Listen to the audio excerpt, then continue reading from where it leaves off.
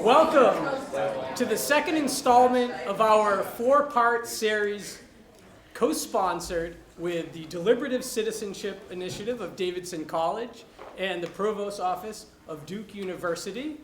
Our series is called 250 Years in the Making, a journey together of rediscovery, re-examination, and recommitment. And as its title suggests, our purpose in constructing this series is to celebrate the nation's upcoming semi-quincentennial anniversary by engaging with some of the core values found in our founding documents. And we believe the best way to celebrate these founding values is not merely to extol them, but to critically examine them, to put them in conversation with each other, to evaluate how we've done preserving them, looking at our successes and our failures, asking how we should prioritize them when they come in tension with one another, and perhaps most importantly, ask, where do we go from here? This is a four-part series, and we're happy to say that Davidson College kicked us off with a robust panel last month on the topic of immigration while examining the values of unity and equity. That panel was titled Balancing Unity and Equality, the Case of Citizenship and Immigration. And next spring, we have two more wonderful panels coming up. Again, Davidson College will kick us off, and that panel will be Balancing Liberty and General Welfare, the Case of Personal Freedoms and Social Safety Nets. And finally, Pulling Anchor, Duke University will host a panel titled Justice and the Rule of Law, the Case of Constitutional Rights and Judicial Interpretation. But tonight, it's our turn. And I'm really excited to introduce to you a distinguished panel engaging perhaps one of the most important issues that we can engage, something that cuts to the core of democracy. How do we balance self-government with national stability? Specifically looking at executive privilege, institutional norms, and the people. I'm going to introduce our moderator in just a second, but first, a word on the format of this series. As you know, college students have no shortage of expert speakers coming and speak at them throughout the year. It's a great resource, but it's also a limited resource. And what distinguishes this series is that we want our students and indeed the entire community to continue this conversation after our panelists, after the experts have gone.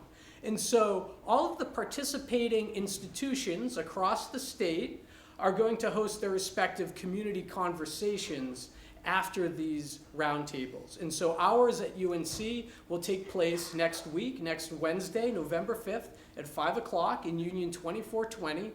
And we invite students to come out, but we invite the whole community to come out. In fact, you don't even need to be affiliated with the University of North Carolina. You can be a visitor. So we encourage you to come on out. And I think the most robust conversations happen when you have a diverse group of participants. So we want students, faculty, staff, community members, old and young. We want to hear what you have to say. You don't need to be an expert to contribute to this important conversation.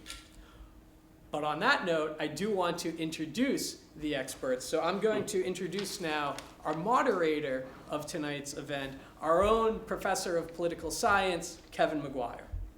Kevin McGuire received his PhD from Ohio State University. The Ohio State University. The Ohio State. He teaches courses on the U.S. Supreme Court and American constitutional law. His current research interests include the effect of the court's institutional arrangements on the court's policymaking, the impact of public opinion on the court, and the measurement and modeling of judicial outcomes. He is the author of Understanding the U.S. Supreme Court and the Supreme Court Bar, Legal Elites in the Washington Community, and co-editor of the forthcoming Creating Constitutional Change. His research has also appeared in various scholarly journals, including the American Political Science Review, the American Journal of Political Science, and the Journal of Politics. And so now I'm going to turn it over to Professor McGuire to introduce our panelists. tonight. And before that, I just want to apologize that Jennifer Mascott was unable to attend tonight's panel. But fortunately, as an expert in constitutional law, we've asked Professor McGuire not only to moderate, but also participate in times as a panelist and kind of shed his insights on the conversation, and he generously accepted that over. So I will turn it over to him. Thank you. Okay. Thank you, Kevin. It's nice to be here. Kevin listed off some of the work that I've done. So that work has been read by dozens. Unlike my co-panelists, whose work has been much more widely read. So you should, I think, listen more carefully to what they have to say than what I do. But let me introduce them briefly, and then we'll turn to some questions. To my immediate left is Thomas Frank. He is a political analyst, a political commentator, historian, trained as a historian. His PhD is from the University of Chicago. In addition to writing for and appearing in popular media, he's the author of a number of well-known books that deal with the intersection of culture, economics, and politics. Those books include One Market, great titles, all these. We were talking about this ahead of time. One Market Under God, The Wrecking Crew, which also is the title of one of my favorite musical documentaries. Do you know that one? Yep. Yeah. Yes. There was a spy novel in the 60s. Okay, great. So we can get all three. How should we say it? Listen, liberal. Listen, liberal. Listen, liberal. And do you want to mention the Kansas book? I don't want to get you in trouble. Go ahead. No, tell us all. It's called "What's the Matter with Kansas?" I don't want to be responsible. Yeah. Yeah. So we were saying before that it's good to have a catchy title, but it can have reverberations, even in your home state of Kansas. Yeah, yes. It can makes people mad. Yes. And then to the far left is John Gastel. He is the Distinguished Professor of Communication and Arts and, I'm just Professor of Political Science. That's easy to remember. He is Distinguished Professor of Communication, Arts and Sciences, Public Policy, and Political Science. Yes, I'm hoping to add more in future. Okay. At Penn State University, he's also a senior scholar at the McCourtney Institute for Democracy. He got his PhD from the University of Wisconsin at Madison, and his expertise is in areas like democratic deliberation, small group decision-making, and political communication. He has authored, co-authored, edited books, including good titles: Hope for Democracy, How Citizens Can Bring Reason Back into Politics, Democracy in Motion, like that one, and Legislature by Lot, Transformative Designs of Deliberative Governance. In case you don't know this, at least with academic books, the first part of the title is always something cute, and if you want to know what the book is about, it's the part after the colon.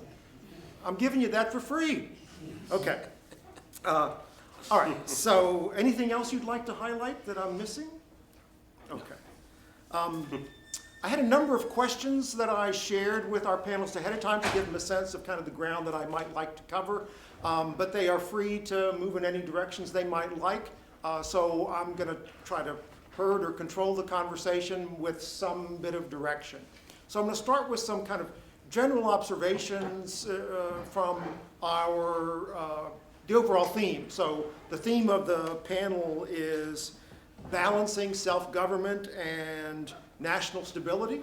And that kind of suggests that there might be a tension between the two, that self-government comes at the cost of stability and vice versa. I wonder if you think that that's correct. Do you think that there is a kind of inherent tension between self-governance, allowing people to make decisions for themselves?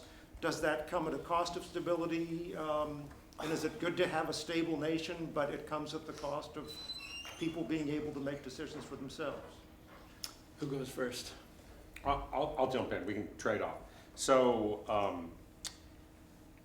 a common question when you're evaluating a democracy, so-called, is not just is it good, but is it better than the alternative, right? And so what are the threats to democracy? What is the competition?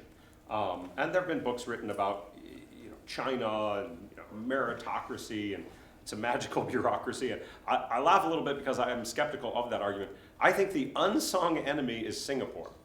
I was just thinking about that. Really? Well, yeah, just today I was going to bring that up. Yeah. We'll hear how this works out. So the theory is that Singapore is not really a democracy, but it does things that are somewhat engaging and democratic with its public. The political competition is really within a family. But it's pretty efficient, and it's pretty stable, and it doesn't look crazy. And I've been saying this for years. I don't think it was my original idea, but fortunately I've forgotten the original source. So it will seem to be. But the crazier that the US has gotten, the more viable it looks. So imagine that you're trying to figure out what kind of political system you want. You look at the US these days and you think, I see a lot of dysfunction. I see a lot of gridlock. I see polarization.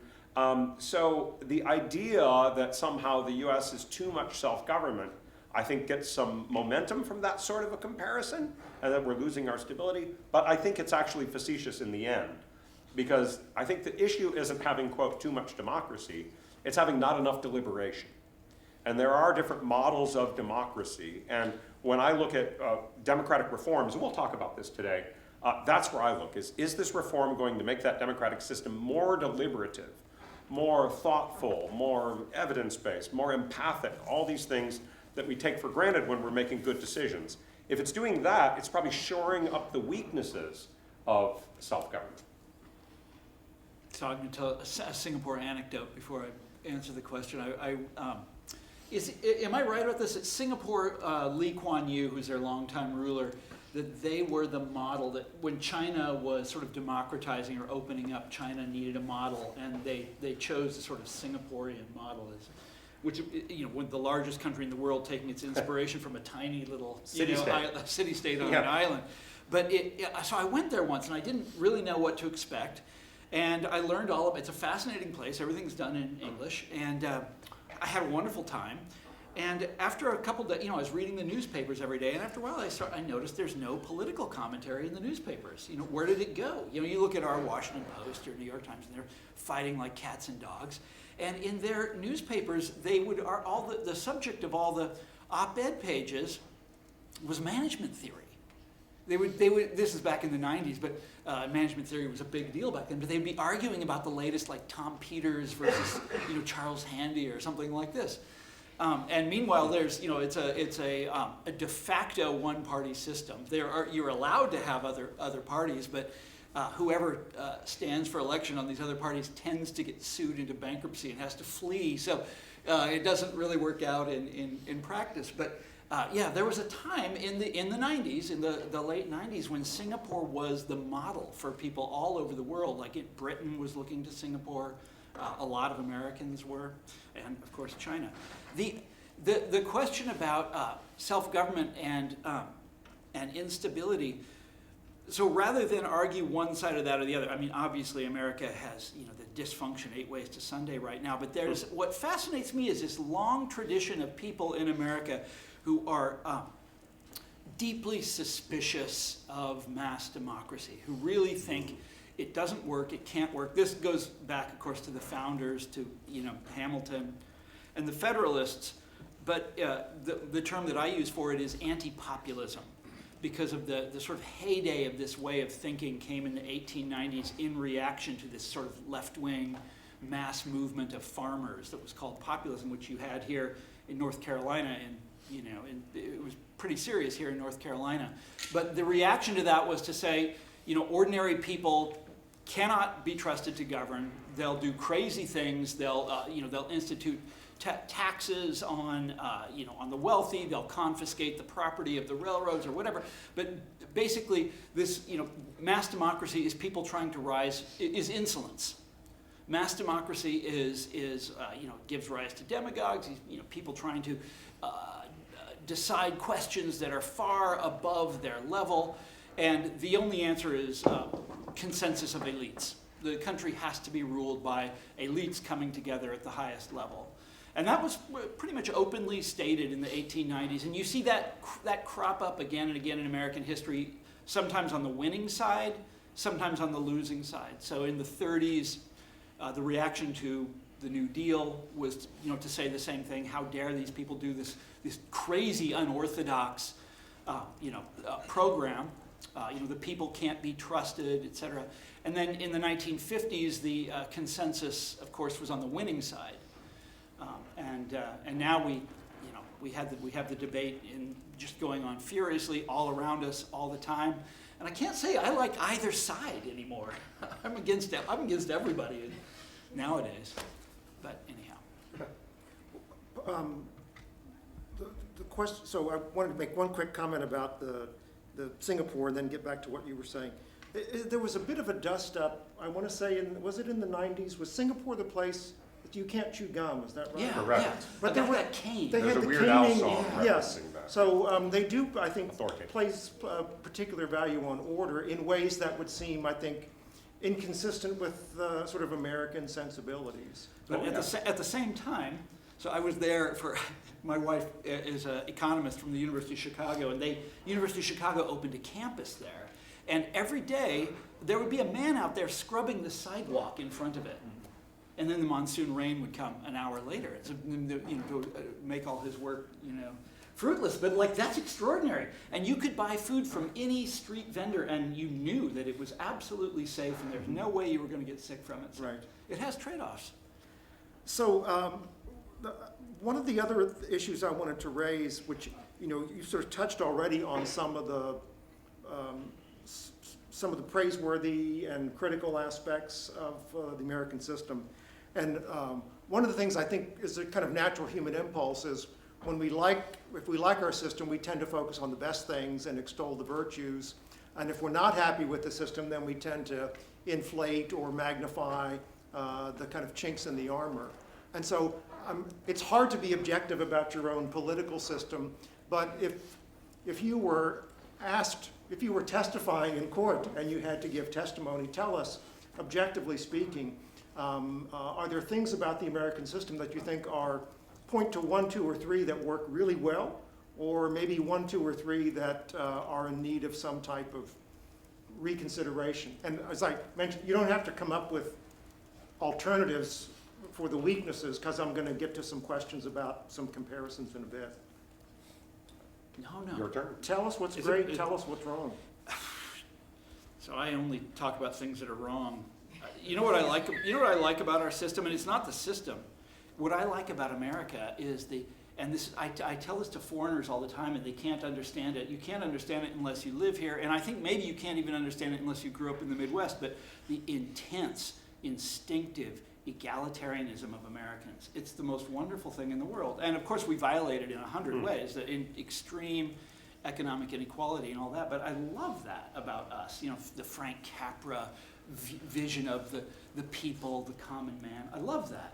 What do I dislike? The worst things about America, campaign finance. It's legalized bribery. We all know it. I live in Washington, D.C. now, or in a suburb of Washington, D.C. The city runs on the lobbying industry and the defense contractors. It's absolutely loathsome. That's who runs, Washington, D.C. The other thing I really dislike, and I'm sure I could think of more, but these I thought we could really argue about. The two-party system. I hate it. And I know it's not in the Constitution, but this is the worst. I got a question on that, yeah. Yeah, because it's it's so easy for a faction to capture one of the two parties. And in fact, up until recently, they were both captured, right? This is one of the sort of good things about Donald Trump is he smashed the sort of leadership faction of the Republican Party. But in the Democratic Party, they're still in place. And I think of all the times, and I don't want to get ahead of the subject here, but I think of all the times that third parties have come up in our system and have done really, really valuable and important things. Not just the populists who made America confront the problems of industrialization, but the Republican Party in the 1850s, made us confront the issue of slavery. These were third parties, and they had to smash through to make that, and that's basically impossible now, because we've changed the laws to make it very, very difficult for third parties to succeed. And I just can't stand the two-party system, so. I was going to, just to follow up quickly, the notion of equality, I just observed, is one of relative long-standing in the United States. It goes back to Tocqueville. It's one of the things he said was so distinctive about America. It appeared to be a kind of classless society, is that, you know, there was not a kind of clear demarcation of, not to say that we don't have elites, but there wasn't this clear cognizance of you're kind of fixed in your lot and you can't move from one level to another. Or we know we're suspicious of elites. Yes. Whereas in France or Britain or something like that, you know, no, the elites are rightful. They're there for a reason. So I'll start with the negative and go to the positive. So first, let's be clear about this. To be a proud, patriotic American does not mean that you think this is the best country in the world by every metric. To think that would be, frankly, bananas. In fact, there's a ranking system. There's multiple ranking systems. My late Uncle Ray was part of Freedom House, and they did a Freedom of the World rankings. And the US has fallen from about 95 on a scale to 100 to 84. He more or less lost his job when he knocked the Soviet Union a little bit in the progress of direction of freedom under Gorbachev, and that was too much for Freedom House. But falling from 95 to 84 may not sound too bad. The Economist looks much worse, but it puts us in the company of like Panama or Romania. For those who enjoyed Ted Lasso or just appreciate soccer in the UK or Europe, the proper way to organize sports is with divisions and relegation. So here in the United States, if you meet a few criteria, you're a Division I team. The New Jersey Institute of Technology is in the same division as the University of Alabama. You can imagine what happens if they ever meet. No, the way to do it is to put them in brackets. And if you have a good year against the 12 other teams in your bracket, you might get promoted to the next bracket. Good for you, you're in Division II, right? Or you might go down and get relegated. So the United States has been relegated a couple times in the last 15 years, and we're now, depending on who you ask, about third-tier democracy. And that's frankly embarrassing. You've already heard some of the reasons. Money in politics is probably the driver. But in general, you could say it's the politicization of the electoral process. For those who follow football and are convinced that the Kansas City Chiefs are shown favoritism by the referees and so on, that's actually how our political system works. You can literally buy the referees. The Secretary of State is, after all, elected, could be the chair of one of the political parties. And if you look around the world, which I encourage doing, you go to Canada, and there the Secretary of State finds it inconceivable that the Secretary of State would even be a voter. They actually, by tradition, don't vote. And they expect their senior staff not to vote while in office. Because it's just too close. Right here, no, you can run the state party organization. And then you throw in, obviously, gerrymandering. And the Electoral College had its purpose, but now it creates crazy distortions in the Senate. And on and on. So there's all sorts of reasons the system is problematic. On the happy side, I think there's no getting around, and you're going to have more to say about this in print soon, about the creativity, the innovative impulse in the United States. I'm a Californian natively from San Diego, and you just grow up there thinking anything is possible. You could invent something and try it out, see what happens. It turns out that's not unique to California. That's distinctly American, or possibly Australian. And so I think that, coupled with a passion for individual liberty, leavened with some egalitarian traditions, gets us interesting kind of features. And though we did not invent the jury system, that'll be my last plug for this country, we did take it and run with it in a way that even England can't take credit for. And now most of the jury trials in the world happen in this country. The system is in decline as a means of resolving legal disputes. But it remains remarkable. And many countries in the world think it is crazy to take everyday people and put them in a courtroom and expect them to say anything intelligent. We don't. It makes perfect sense. The jury system is wildly popular. The criminal jury system more than the civil, because the civil's been under attack by the Republican Party now for decades. But even that is still held in pretty high regard. So I think that says something about how passionate we are about the importance of protecting individual liberty, but also that egalitarian spirit, and anyone could do it on our behalf. Okay, so I think you've both touched in one way or another. You've mentioned historical comparisons, or you've done some cross-national comparisons. I'd like to move more explicitly into that area if we could. So part of our thinking, we talked before about what do we want to talk about, was this evaluation of how do we frame an evaluation of American self-governance, how do we evaluate adherence to norms. And so I think what we settled on was this idea of compared to what. There are two types of comparisons we might make. So we can say, how does the current American system operate compared to the past? So we can look at it sort of longitudinally over time.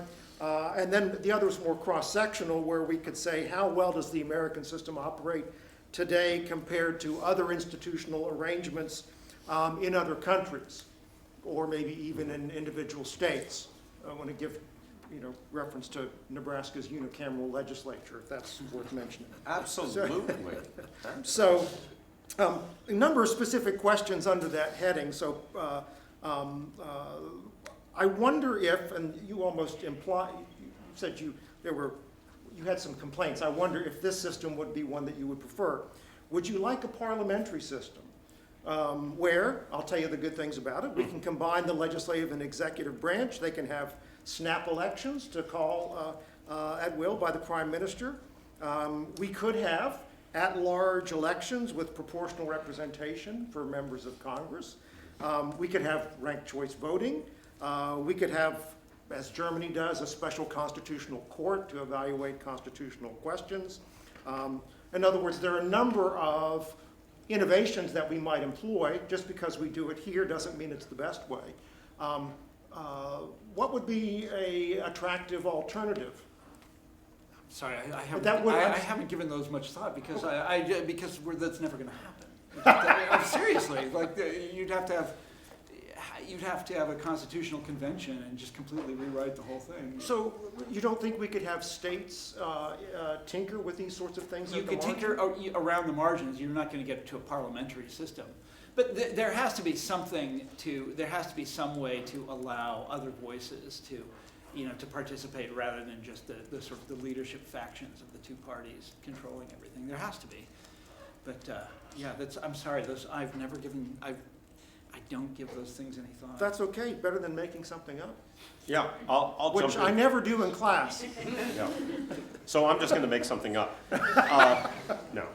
No. So if you study democracy, it's good to get out of the house.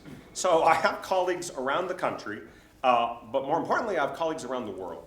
And so when we do talk about democracy and deliberation, we're talking about all these different models. And there are even new constitutions being written every year, someplace or another. So these are all live questions for us. One phrase I like that is commonly used in some parliamentary systems is the term responsible government, which doesn't mean that the government is actually going to behave in a responsible way necessarily. But it does mean that if your party takes control of parliament and puts in place a prime minister, it's their government. It's literally your government. You can't say, well, the Democrats are the reason for the shutdown. No, the Republicans. No, it's whoever's in charge is responsible for whatever is being done policy-wise. And that has some appeal, and it has dire consequences for the government in charge if it does a terrible job or is misattributed to have caused bad things to happen. And so I think there's great appeal in that. I agree that there's plenty of room in the United States for all sorts of improvisation and innovation with voting systems. We're still building up a good enough database to really know what the overall patterns are, but I think it is very promising to combine open primaries of sufficient size with ranked choice voting. So there are states tinkering with this, and we saw in Alaska what I think is a pretty common result, which is you tend to get more centrist results. So if the primary is open, so both parties can vote in it, and I personally prefer a top 5 primary, believe it or not, you then have candidates go forward. Now, that means that each party hasn't chosen its most extreme representative in the very narrow electorate voting in the primary. It means anyone, you can vote across party lines and so on.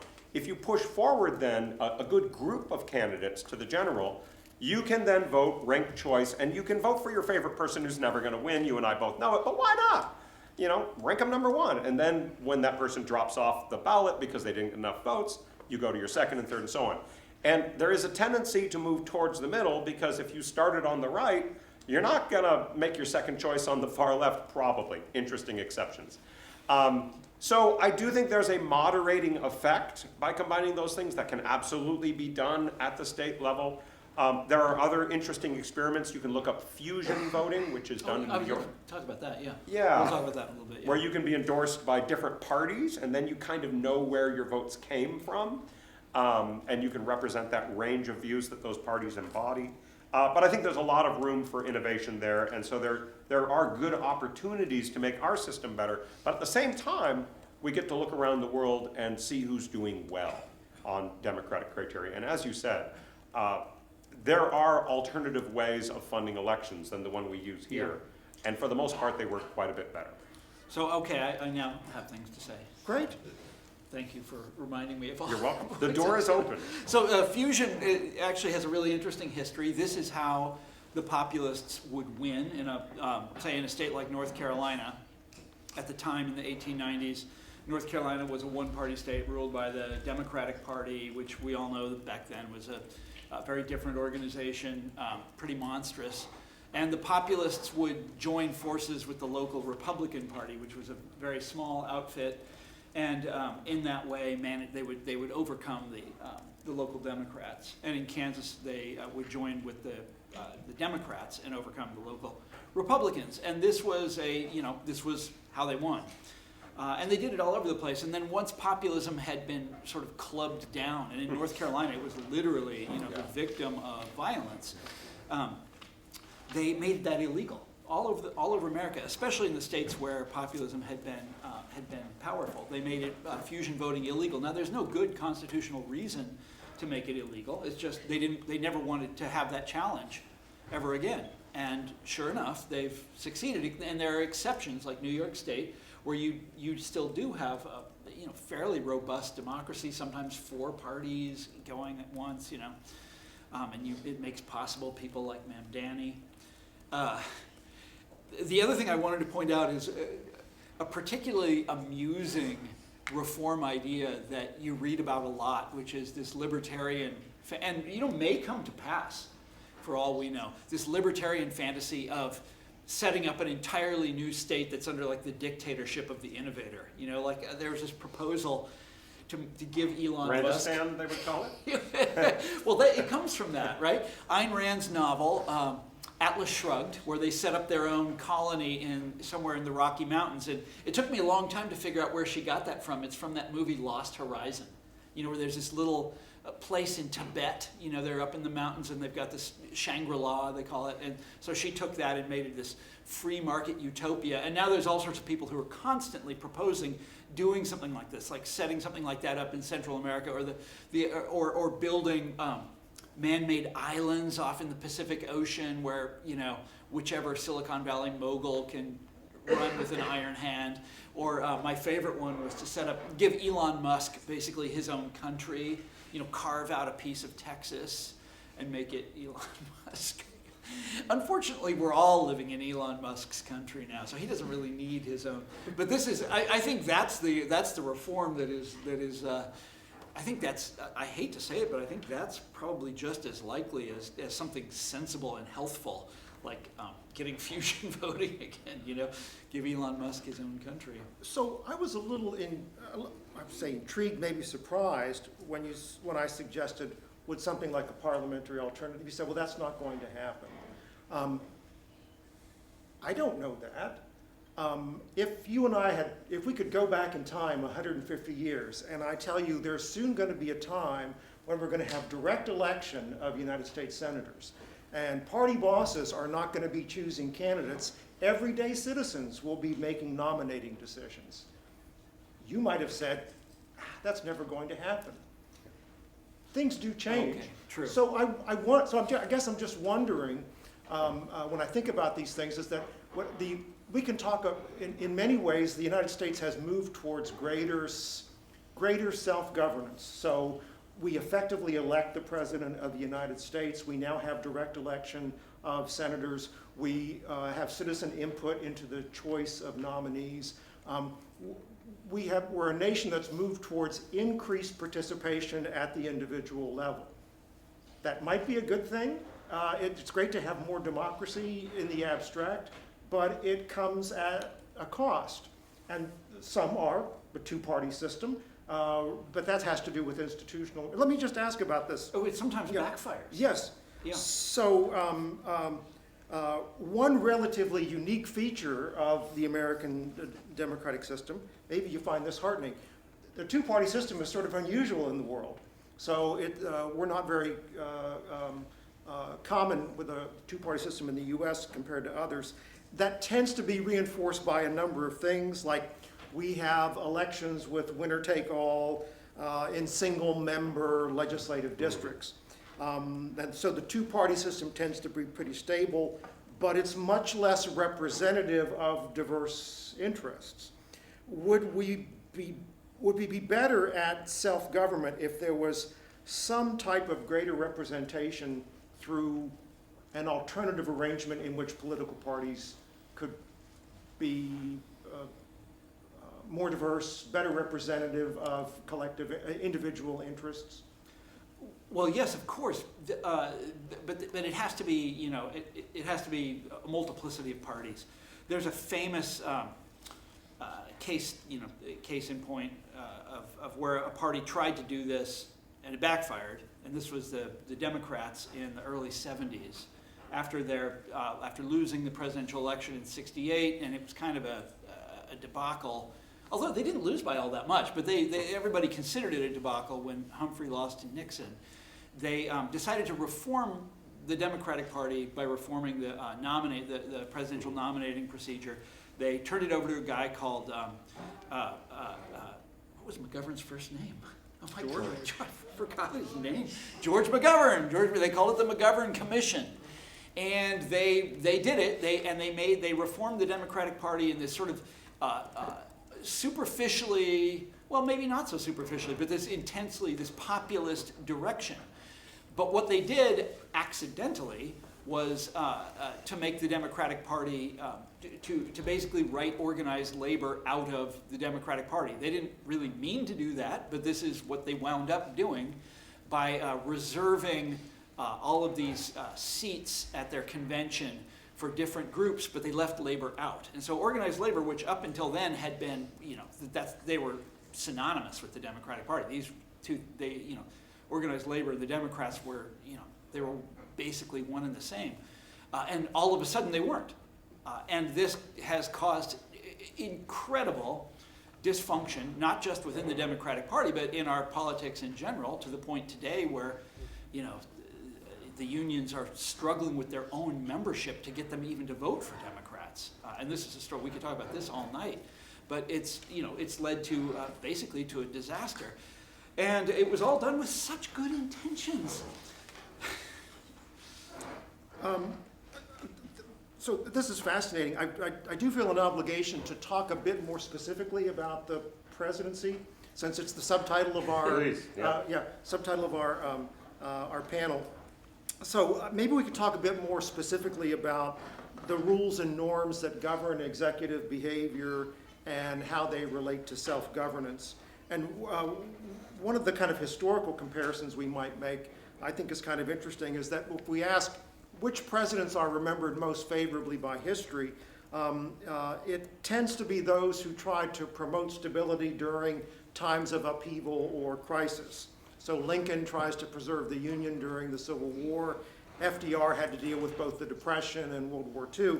But those are both presidents who violated a fair share of norms. So Lincoln suspends the writ of habeas corpus, calls up the militia to suppress rebellion, unilaterally imposes a naval blockade in the South, shuts down newspapers that are critical of the Union, issues the Emancipation Proclamation all by himself.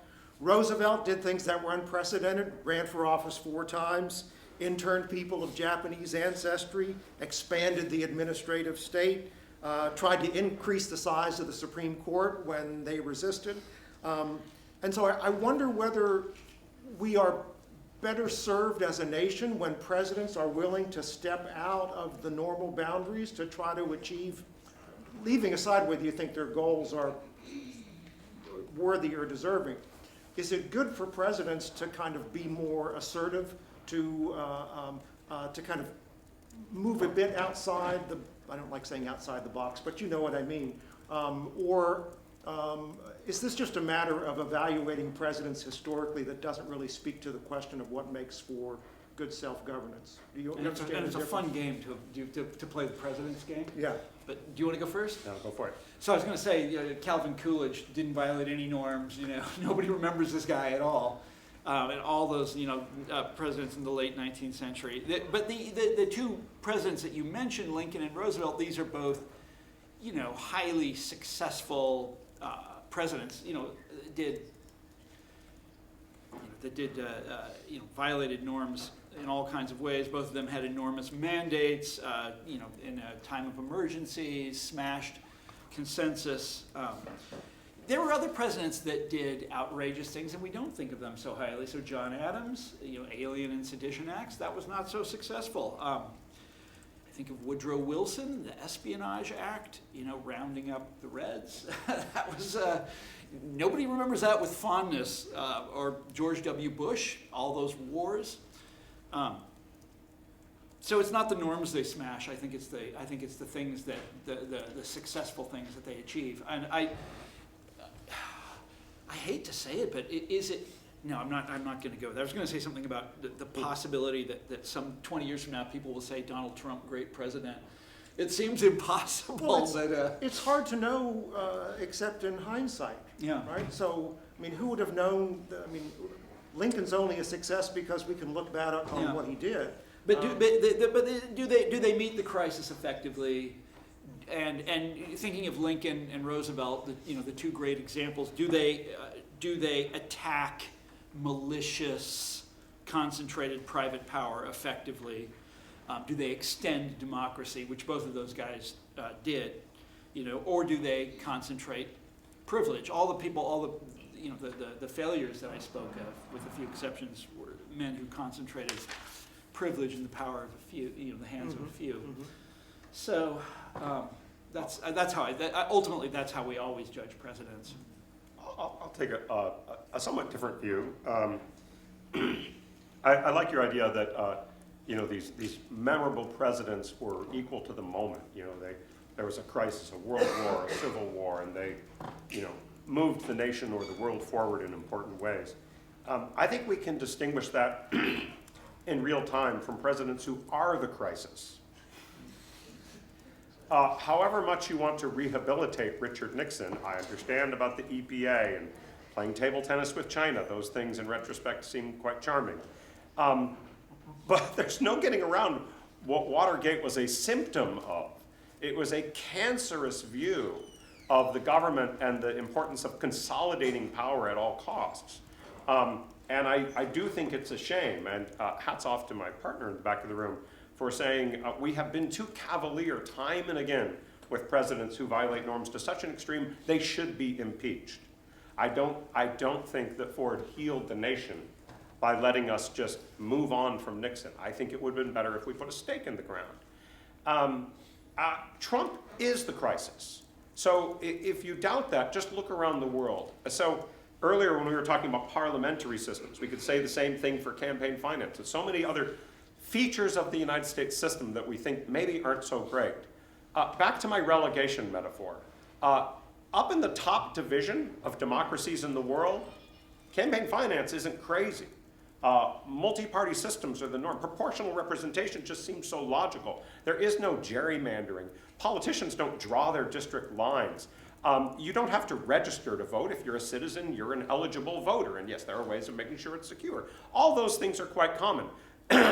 By analogy, down in our division, there has been talk about the forward pass as something we might consider using in football. And in the top divisions, they're like, yes, we've been doing that for quite some time. Thank you very much. But our system is quite old. We're like the oldest franchise in this entire league. 1776, we were innovators. We had crazy ideas. Even the founders thought, my gosh, you listen to their debates, they think half of them are mad, right? Bananas, you might say. But you do get kind of stuck with some of the choices you made early on. And I agree.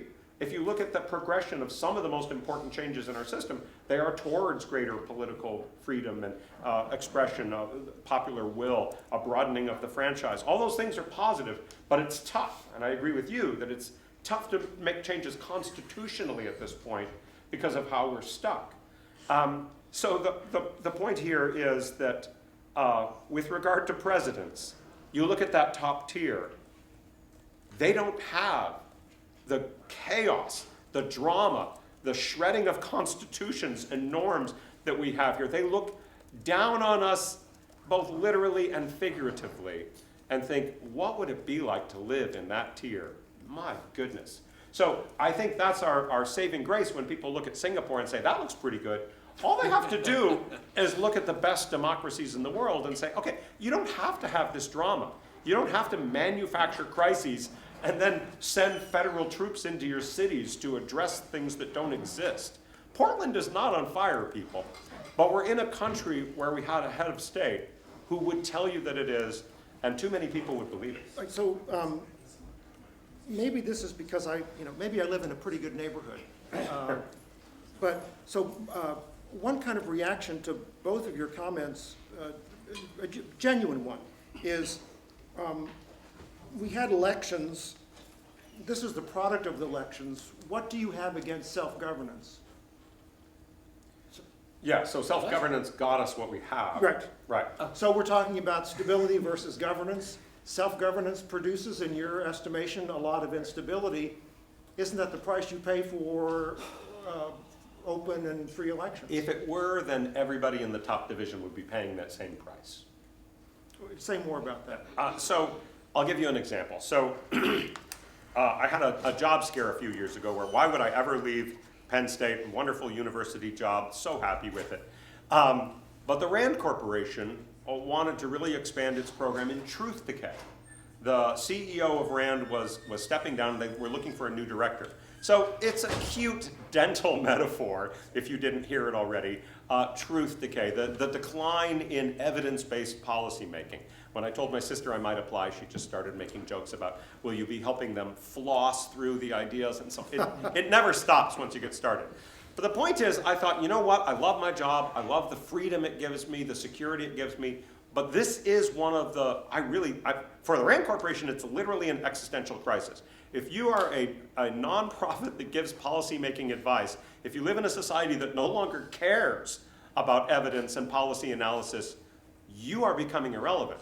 But I think democracy depends on the relevance of such bodies. So I actually thought, you know what, I'll step forward, I'll put my hat in the ring, I'll tell them what I would do if I was leading this. I thank the heavens every day, even as an atheist, that I did not get that job. In fact, a colleague down the hall got it at Penn State.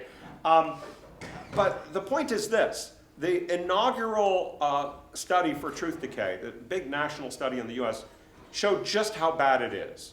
And that was the basis on which I thought, you know, I think I could strengthen this. I think we could do better social science on this. But there's no disputing the fact that it is a real problem. The follow-up report, big report, was about truth decay in Europe. Remember, that's where all the top teams are in the democracy rankings.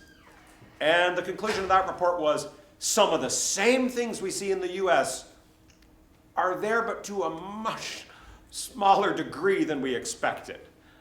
Meaning it's not a uniquely American problem. Misinformation, Russian disinformation campaigns, these things are broadly spread around the globe, but it's much worse here. And so is the problem unsolvable? No, but the problem isn't quite as universal as we think. The dysfunctions of American democracy and self-government are not inevitable. Some of them are the result of structural choices that might have made sense in 1776 or might have gotten improved by an amendment or two, but it does, I agree with you, sometimes it feels like we're stuck with some of the dysfunctional qualities of our system.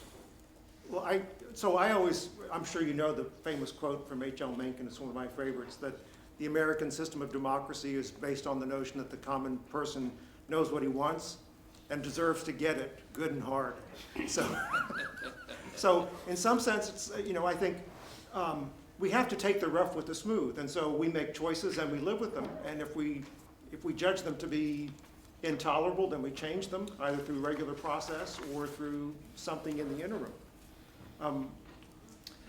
Go ahead. I actually would rather avoid this one. Look, it's the question of Trumpism is such a huge, where it comes from, how it got going. I've been writing about it literally all my adult life. You saw it coming a long time ago. I've been writing about it for more than 20 years, and you know it's a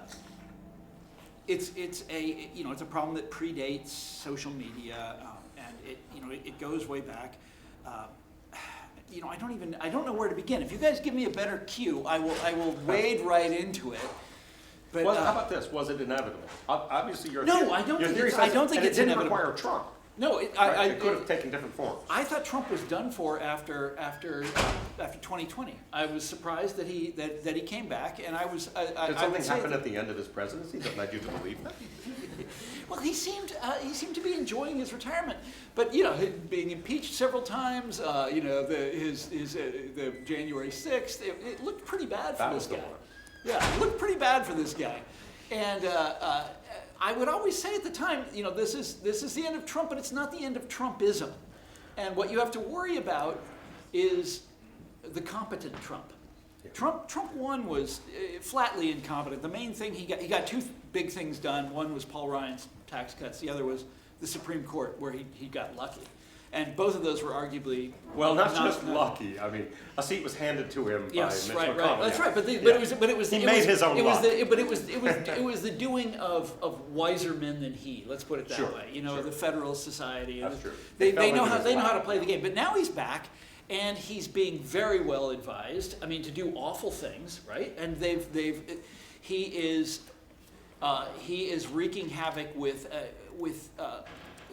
I mean, competence is the wrong word, because there's a maliciousness to it, and it's highly destructive. And you should see what he's doing in Washington D.C. I mean, I wrote a book years ago called The Wrecking Crew, and this is it. It's out there for all to see. The playbook. We all know what it is, and he is following it to the letter, and he's doing a good job at wrecking. Okay, so.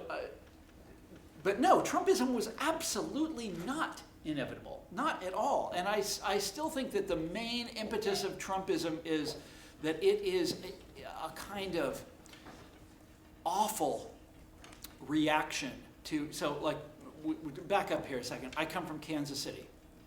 I grew up in, if anybody here knows about Kansas City, I grew up in Johnson County, which is on the Kansas side. Nice little area, very prosperous, a lot of advanced degrees, a lot of people working in industries that are on their way up. These are people that are very contented, and they're doing very well. And when I was a kid, this was the most Republican place in the world. They loved Bob Dole, and it just went Democratic for the first time since 1912 or something like that. And anyhow, where was I going with this? If you drive in a sort of 100-mile radius around Kansas City, you will see economic destruction like you've never seen before. Every small town. These are small towns that were going concerns when I was in high school in the early 1980s. There's no economic life. It's over. Their Main Street, all the buildings, all the commerce is gone. Everything's boarded up. The banks are gone. The newspapers are gone. It's just destruction. And a lot of Kansas City is like that too. I was back there a lot during COVID and after that, and it's like in Kansas City, Missouri, it's like the law didn't exist anymore. And this is 50 years of decay, longer. Depending on how you look at it, 50 years of decay, the destruction of the middle class, the destruction of this hope that blue-collar workers and farmers had of being, or not hope, but the reality of being part of our middle-class society, all of that destroyed. And a Democratic Party, which was the traditional protector, the zealous protector of the rights of working people and farmers and those people in those small towns, just saying, am I allowed to curse? I do it every day. To those people, we are a party of the affluent and the highly educated and the advanced degrees and the creative class, Richard Florida's term. And that's who we are now. And, we've got nothing for you. I remember Barack Obama, who I loved at the time, came to Osawatomie, Kansas, and gave a great speech in 2011, deploring everything I'm talking about here, deploring it, right? And talking about how awful it was, what's happened to the small towns and what's happened to Wichita, Kansas, and what's happened to blue collar workers, and how they were once, they were part of the middle class, and it's all gone. And then, and he was revving up for his fight with Mitt Romney, and he beat Mitt Romney pretty bad. But Obama's solution for all of that, do you remember what it was? Nobody remembers what it was, because there wasn't one. His solution was more education. Y'all need to go to college. Y'all need to go get a college degree. That's the only answer for this the incredible decay of the American way of life. That's not an answer, folks. That is an evasion, is what that is. So yeah, Trumpism was avoidable. Absolutely Trumpism was avoidable. I'm sorry, it makes me, I get really worked up when I talk about this stuff. But This is kind of your wheelhouse. Yeah. I know. So we're going to move to questions in a moment, aren't we? Is that right? You're in the lead, yeah. Oh, I didn't realize I had so much power.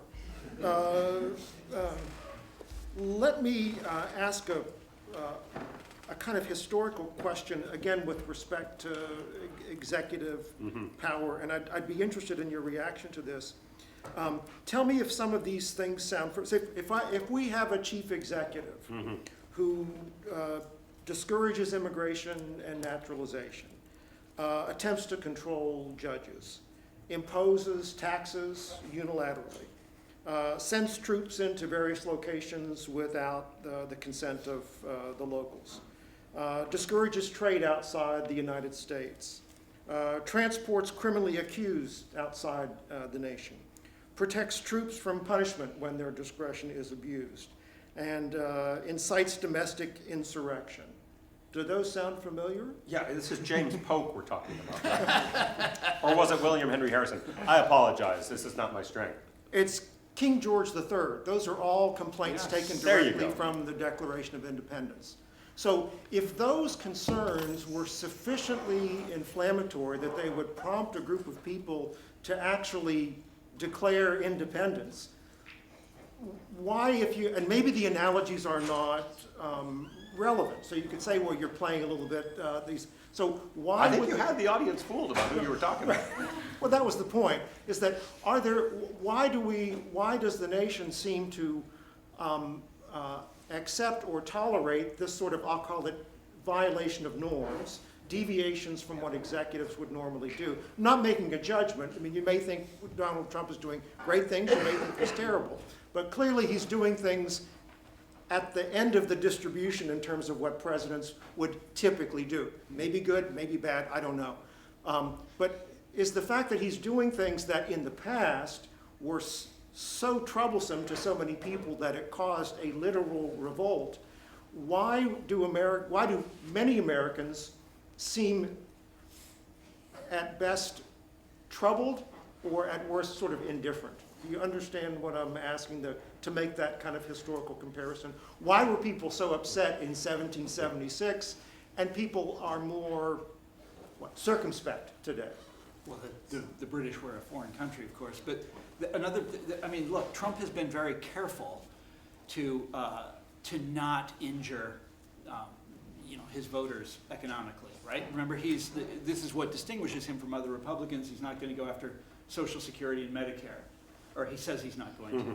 And he's taken great pains he'll do anything to make the stock market go up. In some ways, his tariffs, you remember in his first time around, before COVID wrecked the economy, he actually had an economy that was very good for blue-collar workers, whether he stumbled into it or it was his tariffs were actually successful, and he wants to try to replicate that. I think if he screws up like he did with COVID, and there's a very good chance that he doesn't really know what he's doing, there's a very good chance he will screw up, then yeah, you'll see people turn on him like in the way that you just described. Let me change the subject really quickly here. Before I came over here, I looked on the website of the Brennan Center for, I forget what they're the center Brennan for. Center for Justice. Yeah. There's 52 declared states of emergency running in America right now. Not declared by Trump, but declared by Congress over the years. Going back to the 70s, the one with Jimmy Carter and Iran is still in full effect. He is taking maximum advantage of these things. He's taking all of these quote-unquote emergencies and pushing them to outrageous, like all the tariffs. Since when does the president get to decide on tariffs across the board? You know, tariffs were a big deal in the 19th century. It's something I know about. And tariffs were always decided by Congress. They would debate, you know, it was a big deal what the tariffs on different countries and for different products were going to be. And now he's just doing it unilaterally. Well, because of some emergency provision where if there's the slightest amount of fentanyl coming over the border, then he's allowed to do this. It's crazy. And there have been various efforts to roll, we just keep handing the president more and more executive authority. And, you know, like Barack Obama was doing executive orders, nowhere near as flagrant as this, but, you know, Congress, in its absolute inability to govern, has handed over, you know, all of this authority to the president, and he is, of course, taking it and running with it in the most extraordinary way. And I could go on about this for a long time, but you should wait. Yeah, I mean, so 3 branches, right? The courts have said, no, that's incorrect. There's no evidentiary basis for this time and again. But as those rulings creep up towards the Supreme Court, there's been a dissipation of judicial restraint. And it's tricky when we say we have expanded executive authority. It is disheartening the degree to which a specific body, the Supreme Court, has unwound all sorts of norms and expectations. And so, you know, from a democratic standpoint, the irony of saying self-government is what got us here is that, well, is it, gosh, there's this unelected body that's actually exercising a tremendous power, and what it's really doing is handing power to the executive. And so I think if the court was functioning more in its traditional role, which had worked pretty well for a while. Do you think it's handing power to the executive or to this particular executive? Well, I want that experiment to be run. Well, Yes. So assume that the anti-Trump wins the next presidential election. Will the Supreme Court say, oh yeah, go crazy. Yeah, no, everything we said goes to you too. Yeah, knock yourself out. Everything's an emergency, anything goes. I don't see why, you know, well, and then obviously for this experiment to work, the Congress would somehow have to magically, you know, shift blue.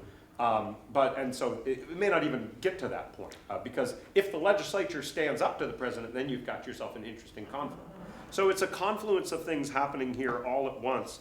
I would say a couple things about. When you talk about it, that you know, Trump 2016 would never have happened without the Electoral College. He wouldn't have been president. Right. So it's not like the voice of the people. I mean, okay, yes, he won fair and square in 2024. Yes, there's layers and layers of we did not ask for this, right? Exactly, the Mencken quote yes. doesn't quite work.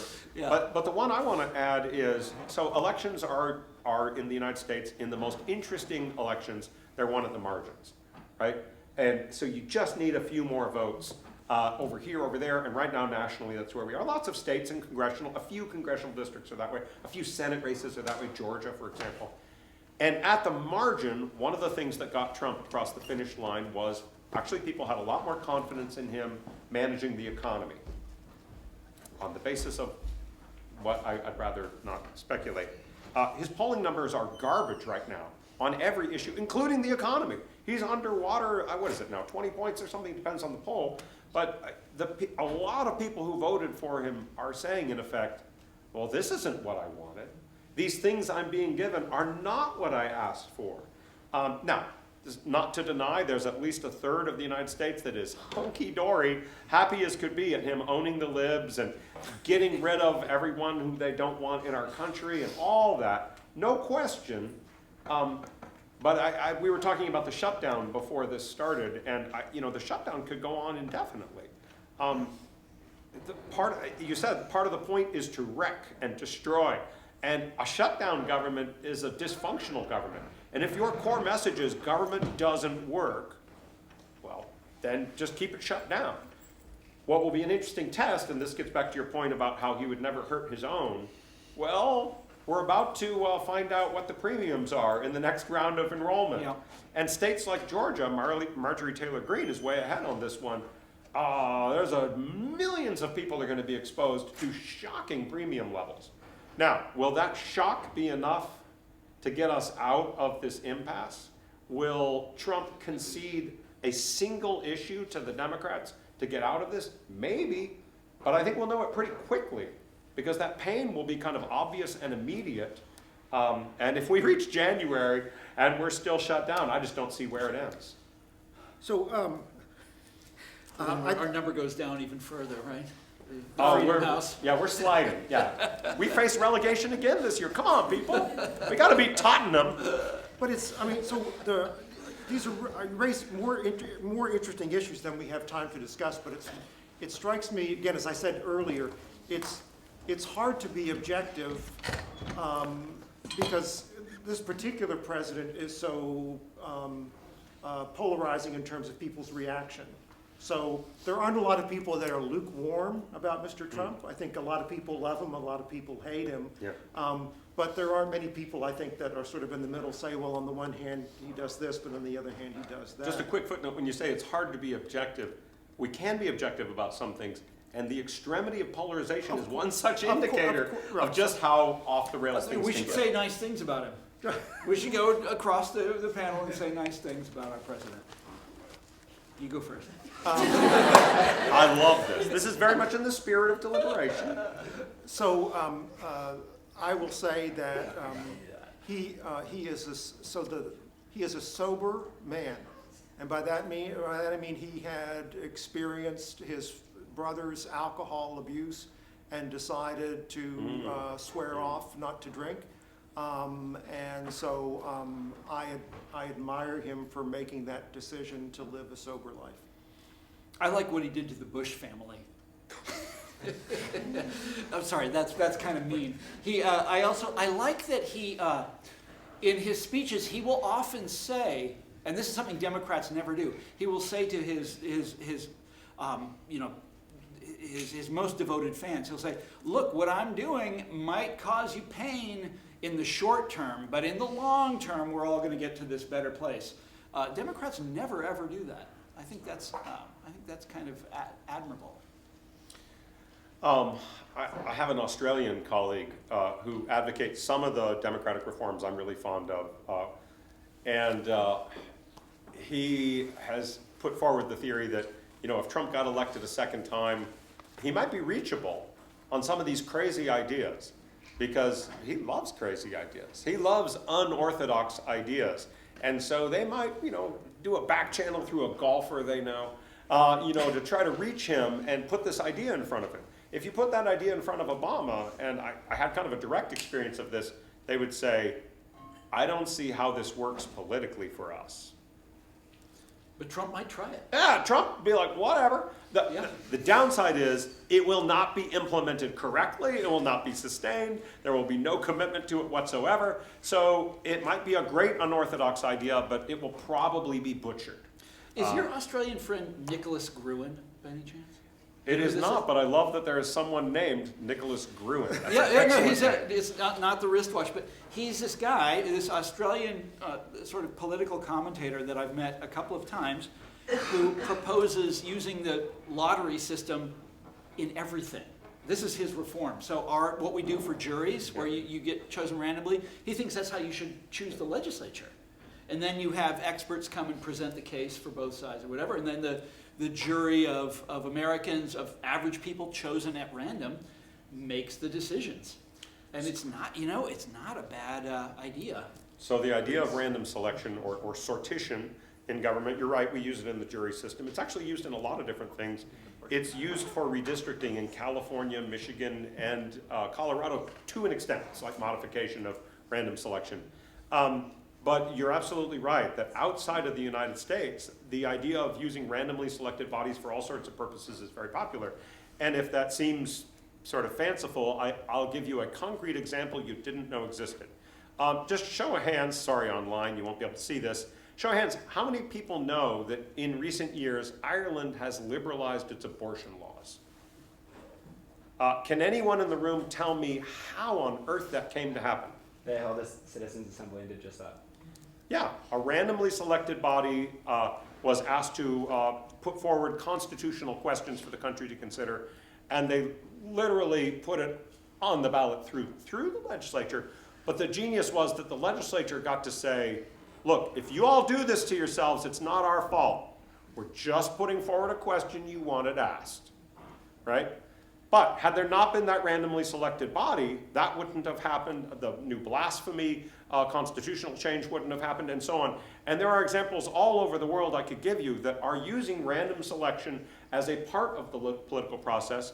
And I'll put a plug in for the one that is homegrown here in the United States. So in 2009, Oregon passed a law that was then implemented and changed how elections were run in 2010, 12, 14, 16. It's still on the books, but it's just sort of sitting there unfunded right now. They created something called the Citizens Initiative Review. So all over the country, we vote not just on candidates, but we vote on issues. Whether or not you have referenda, you might be voting on city charter amendments, funding for the schools. All sorts of sort of legislative or budgetary questions are put to voters. And you as a voter may or may not know what you're voting on. In Seattle once, I voted to expand a delightful World's Fair monorail to cover the whole city, and it passed by an extremely narrow margin, and it turned out the idea as it was written was an absurd one because it would never raise money and never be built, and millions of dollars were wasted. You're welcome, Seattle. I was in the pro side. The Citizens Initiative Review in Oregon is a simple idea. So every 2 years, they have these statewide ballot measures. We'll create a commission. The commission will look at what's on the ballot and say, which of these questions really needs some public deliberation, has important constitutional, financial, ethical implications. We're going to create new casinos off of tribal lands. We're going to legalize marijuana. We're going to have mandatory minimum sentences for a new category of law. Whatever it is, they would then convene this 20 to 24 person body, very small body of randomly selected Oregonians who would have 4 or 5 days to sit down and look at that one issue. They would hear from people on both sides, they'd hear some neutral experts, and they would sit there and work out a single page that just says, here's some key findings about this issue, and here's what we think are the best arguments for it and against it. Good luck, voters. Voters loved it, absolutely loved it. And we did research on it for years showing it actually makes voters better informed, briefly. I mean, once the election's over, who cares? I don't understand organic seed policy anymore, but I did for a minute, and it just makes perfect sense in so many ways. Unfortunately, it's been tried in Geneva, it's been pilot tested here and there in the US, but it hasn't grown any wider in its application. The point is, it's an example of random selection being effectively used to improve and make more deliberative a political process. And it happened right within the confines of our third-tier democracy right here in the United States. So I want to give a chance for people to participate, so I'd like to give folks a chance to offer questions, comments, either online, Sadie, you'll tell us if there are any, or whoever's in the audience. Yes, please, sir. Hi, thank you for coming and for lunch also. What's interesting about the parliamentary model is it does give the unitary executive legislative branch does give a lot of authority to the ruling government.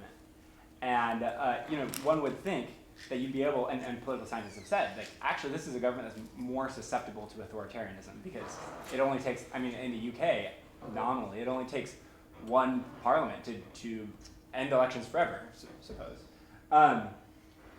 Why then do we see Democratic backsliding more in congressional democracies like the US, Brazil, Mexico, than we're seeing in parliamentary democracies? Wow. You're looking at me. I'm not the, I think that these guys are who you want. So I'm not a comparativist. I couldn't make a lot of comparisons about institutional differences between the United States and other countries. I mean, speak generally. I'd say maybe you can speak to this because I think it has something to do with changing political preferences over time, what people are willing to accept, what they're willing, in terms of the general direction of political policies. If that undergoes when you say, you can see it coming, so if you can see a certain type of political attitude moving kind of as a crest of a wave, would that help to explain why certain types, we talk about democratic backsliding, people become more accepting of certain types of non-traditional or anti-democratic preferences? It's okay if the answer is no. I'm sorry, I'm totally lost. I have another question. I would say it's the money, right? But you said that other countries are backsliding more than us. That the parliamentary ones are backsliding more. No, less. Less. But why, if they have responsible government, if they can control the government, why don't they just go authoritarian? And I think the answer is, well, we were taking for granted constitutional protections, that there are rules and standards that have been established. Back to my Canadian example, the parties don't control the Secretary of State. You can't just decide that, well, anyone who hasn't voted in the last 4 years and looks a little too blue is coming off the rolls. You can't just do that. So there is a professionalism and a solidity to their institutions that I think we might have thought we had, but we don't necessarily. I don't know the answer to that, but I would say that one of the reasons that you used to see military coups, and when we were young, there used to be lots of military coups, Yes. and lots of our allies were military dictatorships, and half of the world was communist and all that. But the military coups that you would see, it was always to defend property or interests against some perceived threat from democracy, and that is really off the table. I mean, the threat from democracy anymore. You don't see it very. Nobody's worried about it. The Washington consensus has swept the world. Everybody has bought into this system. Yeah, but our backsliding, of course, is I'm sorry. I just don't have a good answer on this. Sorry. Apologies. I'll say, I don't think you disagree. I think political scientists define institutions as either laws or norms. They're just kind of the rules of the game, the way things are done. Yeah. And I think we focus too much on the law and less on the norms. So we say, well, the law hasn't changed. What has changed is that at least at the executive level, there's a willingness to challenge existing norms.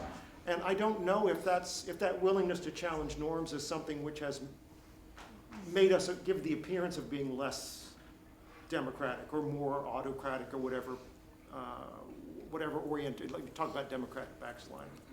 I don't know. But I do think, I'm confident in saying, we depend a lot on norms in the United States, more so than kind of formal legal obligations, which I'm not denying is important, but we have understood rules of the game. And if someone wants to change the rules through norm busting, it appears to be important. Yes, please. Another question. Okay, so I'm naturally an optimist, so when I'm hearing about, like all of the struggles that our democracy is going through, I feel like there's a part of me that's like, kind of thinking that the spirit of American egalitarianism is going to pull through. And I wonder if, I guess my question is kind of multi-pronged. I wonder if maybe an attitude like mine could be why you all articulated the sentiment that many Americans are not that troubled by Trump.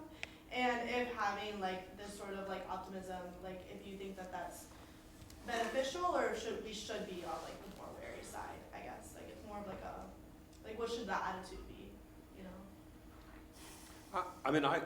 I literally played for the optimists in Little League, so I'm very much on that team to this day, and I was quite bad, and so was our team. I think, the old expression, 2 steps forward, 1 step back, right? We make progress and then sigh, there's backsliding, right? Over lunch, we were talking about a colleague of mine who just didn't believe that Obama was going to win, and then the night that he won, he turned to the rest of us and said, there will be hell to pay for this man winning this election. There's going to be such resentment, it's going to build up, and there's going to come a tidal wave. And so, feels a little prophetic. So, 2 steps forward, 1 step back, right? Well, we're in the step back.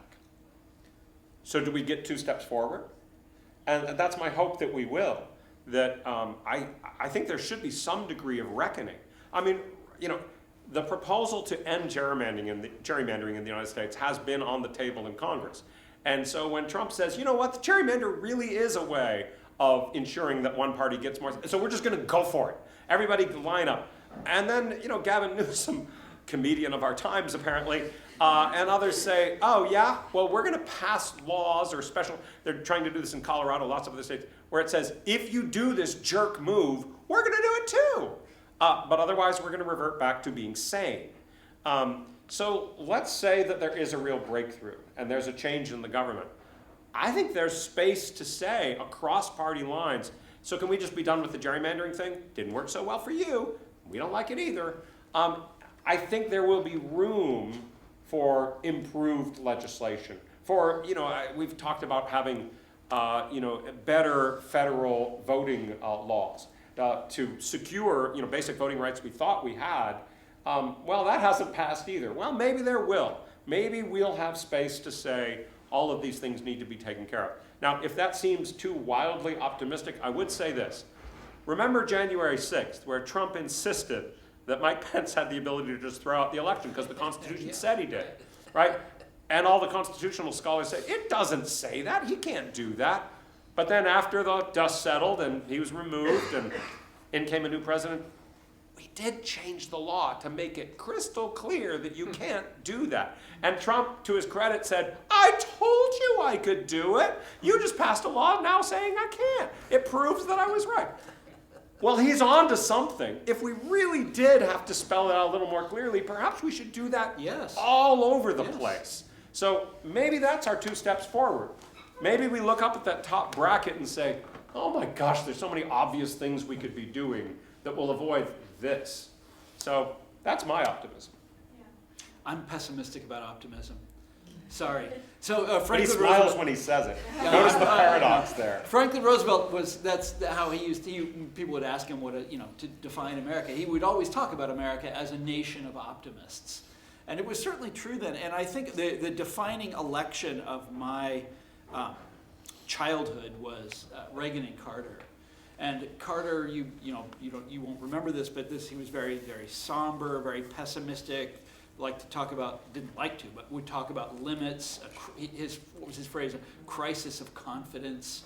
And here comes Reagan, and one of Reagan's slogans was "Make America Great Again." And it was all about national renewal, and that anything is possible. Reagan, among other things, coined the phrase "the new economy" to mean an economy that was based on silicon, not on oil, not on resources. That's someone trying to phone me. They're like, oh, you have got to shut up. I think it may be coming from the White House. But Trump versus Biden, there was the Republican conservatives love to talk about that it was that the election that we just went through was a replay of that 1980 election between Carter and Reagan. And by the way, Mondale also. Remember Mondale? He was like, I'm going to raise taxes and balance the budget. It was so dreadful. He even had a Short-term chart. pain, long-term gain? Yes, I know, but and he was very honest about it. And after that, the Democrats were like, "We're never doing again." that again." But doing that against this sunny guy who's always smiling and promising these great things, and Trump wants to be Reagan. He wants he steals all his slogans and everything, and he takes great offense when people point out that Reagan was a free trader and so on. But that is how I think of Trump as a kind of warped optimist. He is that.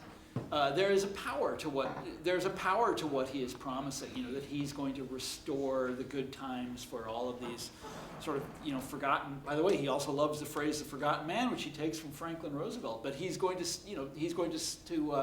restore the middle class life for all these forgotten people that I described earlier. And there's a great power to that. Now, if he doesn't deliver, of course, you're going to have I don't know what will come next if he doesn't deliver, but we're all going to find out. Kevin, perhaps one question from online? Yes, do we have a question online? Yeah. Here's one from somebody online.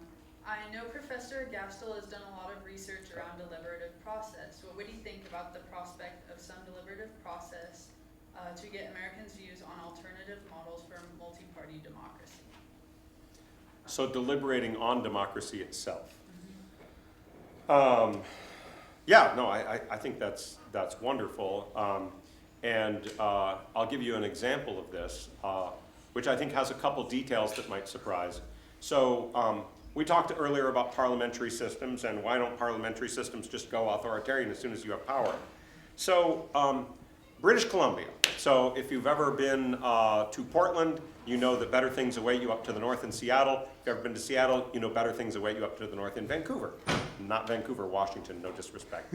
Vancouver, Canada. So British Columbia is a great province, and a conservative party in that province said, called the British Columbia Liberals, don't ask, said, you know what, this electoral system we have, it has a lot of this first past the post, winner take all nonsense. With about 43% of the electorate, you can win almost every single vote in the provincial legislature, every seat. It's a mess, just the way it works. And we think we should have a more proportional, but we know that you would think it's crazy for a political party to just choose the rules for elections. So we're running on the promise that we will let a random sample of you all change our electoral system for the better. They won, and that was not a small part of why they won. It was actually people knew about it and liked it, and they followed through. Conservative political party followed through on that promise. British Columbians proposed a system which was original. We won't go into the details. And then it was put to a vote, and 58% of people in British Columbia said, yeah, let's change the law. Unfortunately, the threshold was set at 60. Sadness ensues. But the point is that here we have a political organization using the promise of a more democratic solution to an electoral problem as an electoral campaign promise. And I understand that you don't win and lose elections by saying, I've got ideas for reforming democracy. But maybe for a moment you do. Maybe if ever there was a time that you put that in your platform in a robust way, and you tell people, I'm going to solve these problems through you, not through me. I'm not the expert. I'm not appealing to the technocrats. We're going to empower people. So I think there is a real potential to use deliberation as a political tool. And if you think I'm just picking a random example out of British Columbia, something similar happened with Brazil and participatory budgeting. Giving people more power actually proved politically valuable. In the Kerala region of India, a liberal political party did decentralization, and the conservative party that followed said, that was our idea too. So empowering people can be powerful politically. And so my hope is that whatever the 2 steps forward is includes that kind of an inclusive, deliberative process for reforming our system and shoring up the kinds of problems that lead us. And by the way, there has been mass enthusiasm for that in American history. I keep coming back to populism, but this was some of the things they proposed, which was direct election of senators, what they called the Australian ballot, which means secret voting, and votes for women, which became a kind of a crusade. I mean, and they got all three of those things eventually came to pass. I think that the momentum nowadays is all, I love, by the way, what you're saying, and I hope it happens, but I think the momentum is all going the other direction. I remember in 2016, and after the initial shock of Trump's election in 2016, all of these commentators in DC saying the big problem in America is that we don't listen enough to our experts. People have to be forced to listen to experts. The problem is that America is too democratic. Do you remember that? Andrew Sullivan wrote an article with, I believe that was the title. The problem with democracy is it's too democratic, something like that. Yeah. And there was a whole raft of these essays. We've got to rein in democracy. We have to somehow, there was even a... I mean, this goes back to our founding. Yes, it does. Yeah. There was a professor, I forget where he teaches, but he actually wrote a whole book proposing how you could disenfranchise the uneducated. This is recently. This is not 100 years ago. This is right now. We need to disenfranchise low information voters. That's, fortunately, I think that wave has crested, and we're not hearing so much about along those lines anymore. Go ahead. Is there time for another question? Yeah, we'll take one more. Okay. But you've already asked a question. He didn't answer. It was kind of a cop-out. We should be. Let's let. Okay. Go ahead, please, sir. Yes. So for my question, I have to say I love those soccer analogies of different democratic tiers of nations out there. So let me ask you, who is Manchester United? Who is Chelsea? Who's Leicester City? Who are the different, teams out there, countries out there that we could learn from, and what are those lessons? How are you at Nordic languages? No, really. Sweden, Norway, Denmark. These are Costa Rica, by the way, was a top performer, and really, they lost a star player, I guess, and started attacking the media and have been backsliding.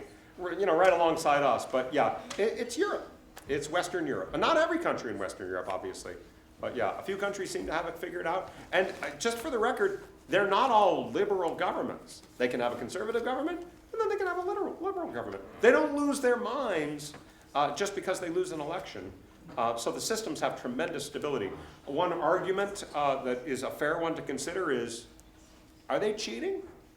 Do they have homogeneity that makes us worry? There's a joke, I think it was about Finland, that to qualify to run for president, you first have to be bald. And it's not literally true. I see someone in the audience who's a qualified candidate, and trust me, I'm closer to running than you might think. But so that's a concern.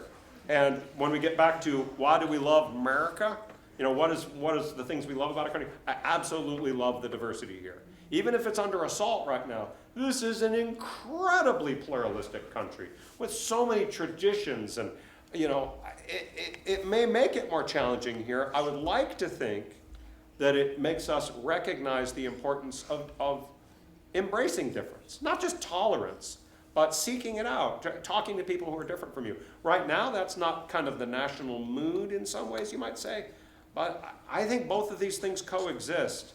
And you know how you say when you lose a close election, all of a sudden you write a report saying, why did we fail? You may have lost it by a point. And I'm not sure that diversity and openness lost that election by a big margin. And it's still here. So the intolerance and the xenophobia might have carried the day, but it was a close election. And it won't go away when it loses. It'll still be there too. I'm just going to say one thing very quickly. It's a little personal anecdote. I have a daughter who lives in Brooklyn, and I just visited her, and I got in a taxi cab, my wife and I, and the cab driver was obviously not from the United States, we could tell. So we asked him where he was from, and he told us. And we made a little chit chat and said, how do you like living in the United States? So this is for the purpose of comparison. Yeah. He could not have been more enthusiastic. He said, you don't know how lucky you are to live in the United States. This country is fantastic. Do you know how wonderful it is to turn on water and have water come out of a spigot, to have infrastructure, to have roads to drive on, to turn on a light, to have heat come on? This is a great place to, he was he couldn't literally jump up and down, but he was bouncing in his seat with enthusiasm.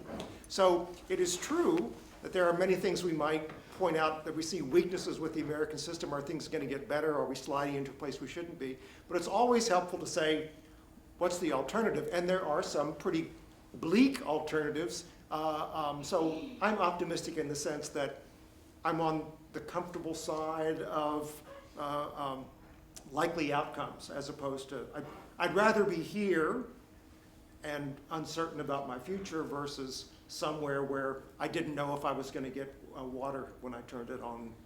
So for what that's worth. Thank you. It's worth a lot. Another round of applause.